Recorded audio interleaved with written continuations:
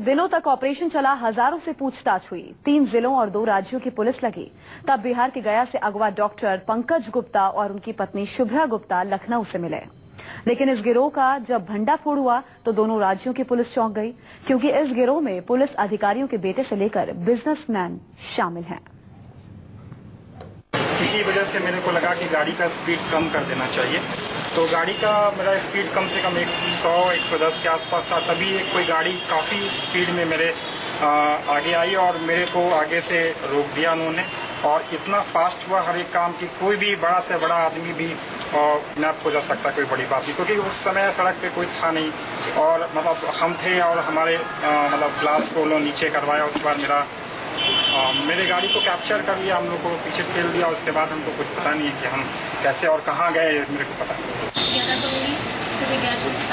मेरे लिए दुआ मांगते किया और आज मैं यहाँ पे हूँ। मैं पूरे टाइम भगवान का नाम लेती रही, शायद वो भी भगवान के भक्त हो गए, इसलिए मुझे छोड़ दिया।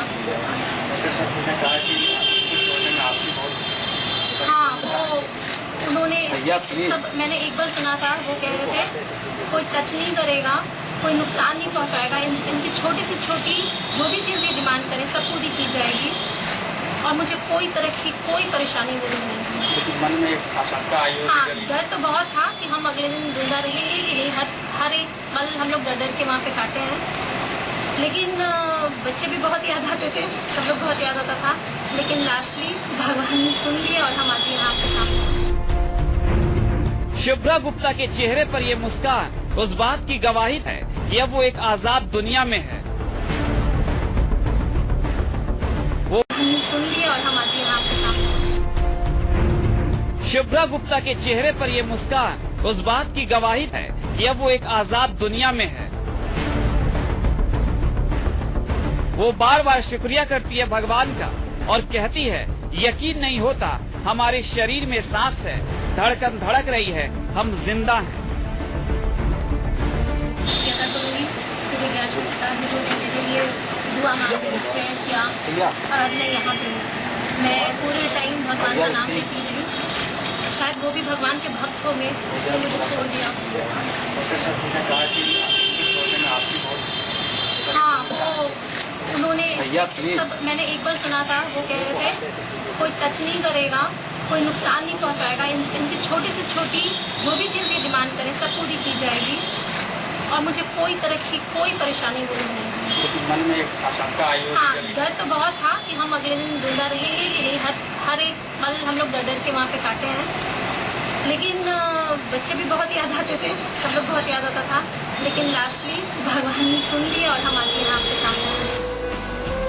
5 दिन तक लखनऊ के इस अपार्टमेंट के एक कमरे में बंद थी शुभ्रा अपने पति पंकज के साथ। बाहर की दुनिया से अनजान, आला और मरीजों के बीच जिसकी जिंदगी गुजरती थी, उन दोनों की आवाज इस शारदा अपार्टमेंट में खामोश थी और बाहर किसी को खबर तक नहीं।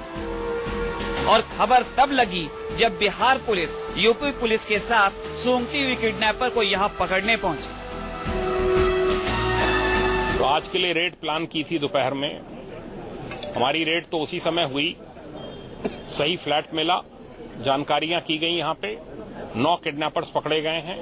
इन्होंने पहले भी वहां से हाई प्रोफाइल किडनैपिंग की है और उसका रैंसम वसूला है। ये भी बहुत हाई प्रोफाइल किडनैपिंग थी और ये बिहार पुलिस के लिए भी बहुत बड़ा चैलेंज था, हमारे लिए भी चैलेंज था कि बिना किसी खून खराबे के 9 किडनैपर्स पकड़े गए हैं। पुलिस ये देखकर दंग थी। जिस सोसाइटी में लखनऊ के लखपति रहते हैं, उनके बीच 9 शातिर अपराधियों का पूरा गैंग रहता था। उसमें से एक अजय सिंह बिहार पुलिस के रिटायर्ड डीएसपी मंगल सिंह का बेटा है और उसके चाचा आईजी थे, जबकि ससुर अभी भी पटना नगर निगम में चीफ इंजीनियर हैं। पूछताछ में पता चला है लखनऊ के इसी शारदा अपार्टमेंट से चलता था किडनैपिंग का पूरा कारोबार। पंकज गुप्ता और पत्नी शुभ्रा का 1 मई को अपहरण हुआ था। गया जिले के ग्रैंड ट्रैंक रोड पर बाराचट्टी के पास दोनों डॉक्टर झारखंड के गिरिडीह जिले से लौट रहे थे। शादी समारोह में शामिल होने गए थे दोनों डॉक्टर अपनी नई कार ऑडी से वापस लौट रहे थे।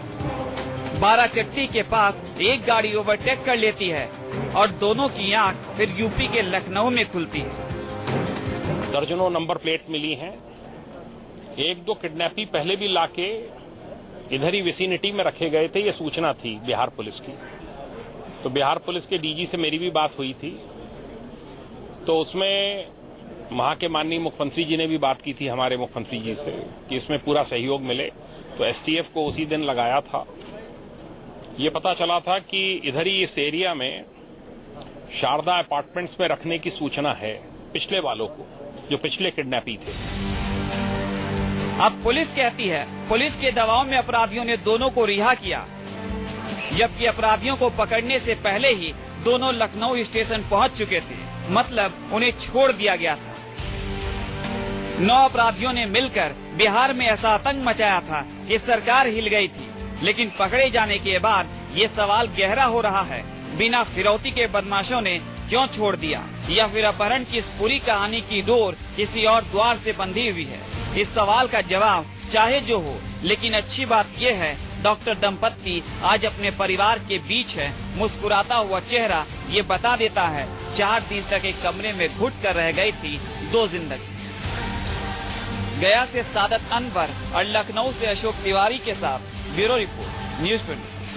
और अगर आप अपहरण का तरीका जानेंगे तो हैरान होंगे। बिल्कुल फिल्मी अंदाज है, लेकिन इस अपहरण में पुलिस पर कई सवाल खड़े होते हैं कि आखिर कैसे बिना फिरौती के डॉक्टर रिहा हो गए। और इसके साथ ही सवाल नीतीश सरकार पर भी हैं। ये भी सवाल उठता है कि कहीं फिर से बिहार में अपहरण का दौर तो शुरू नहीं हो गया। से डॉक्टर पंकज गुप्ता एवं उनकी पत्नी, जिनका बहुत ही शातिराना तरीके से अपहरण कर लिया गया नई ऑडी गाड़ी के साथ, उस कांड का उद्भेदन सफलतापूर्वक पुलिस ने कर लिया। अपहरण की एक ऐसी कहानी है जो ये सोचने पर मजबूर कर देती है, क्या कोई भी किसी को कभी भी बिहार में उठा लेगा और जब दिल चाहे उसे घर में फेंक देगा। हो सकता है सरकार और पुलिस वाले बोले नहीं, लेकिन डॉक्टर पंकज गुप्ता तो यही कहते हैं। हम थे और हमारे मतलब ग्लास को नीचे करवाया, उसके बाद मेरे गाड़ी को कैप्चर कर लिया, हम लोग को पीछे ठेल दिया। उसके बाद हमको कुछ पता नहीं है कि हम कैसे और कहां गए। इसके आगे तो पंकज गुप्ता बेहोश हो गए, लेकिन अपहरण की ये पूरी कहानी आपको पूरी फिल्मी लगेगी। ऑडी कार को एक बड़े कंटेनर में डाल दिया गया। कंटेनर के आगे लाल बत्ती की गाड़ियां चलती रही। चेकिंग के दौरान रास्ते में किसी ने नहीं रोका। हर टोल नाके से गुजरती रही गाड़ियां।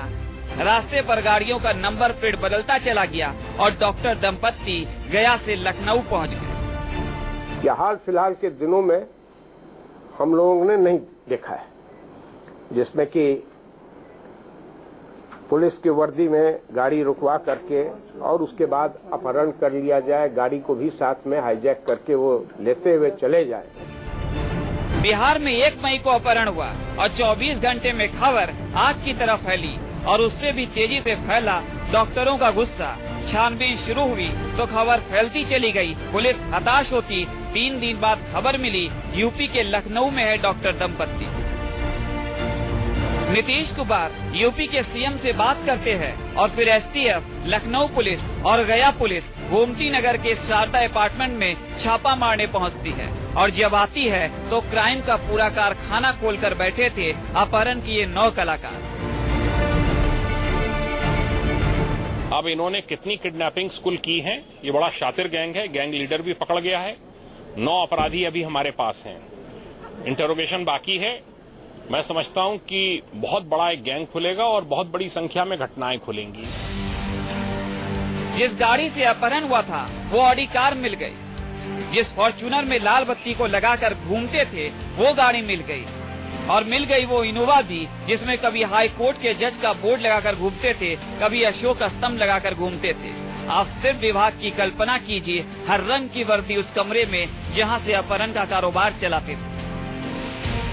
कमरे में कमांडो की वर्दी थी, कमरे में यूपी पुलिस की वर्दी थी, कमरे में बिहार पुलिस की वर्दी थी, कमरे में झारखंड पुलिस की वर्दी थी। कमरे से पुलिस को पंकज गुप्ता की पत्नी का चेन मिला है और मिला है पर्स। पुलिस अपराधियों तक पहुंच तो गई है, लेकिन ये बताने में नाकाम है मकसद क्या था जब सुपारी नहीं ली गई। कार्रवाई इंटरवेंशन की शुरू हो गई। अभी तक इस गिरोह के सरगना समेत 9 अपराधी गिरफ्तार किए गए हैं, जिनसे अभी लखनऊ में पूछताछ चल रही है। नीतीश कुमार के लिए अपहरण जंजाल का नाम बन गया। 5 दिन बाद डॉक्टर दंपत्ति अचानक से सामने तो आ गए, लेकिन उनका सामने आना ही इस ऑपरेशन पर प्रश्नवाचक चिन्ह लगा देता है। अब ये पूछताछ में पता चलेगा रिहाई के इस खेल का असली खिलाड़ी कौन है। लेकिन बिहार में जिस सुशासन के नाम पर सूबे की सियासत को नीतीश ने साध रखा है, कहीं वो असाध्य तो नहीं हो रहा। सीधा सा सवाल है, क्या बदलते हुए बिहार में फिर से वो दौर तो नहीं लौट रहा।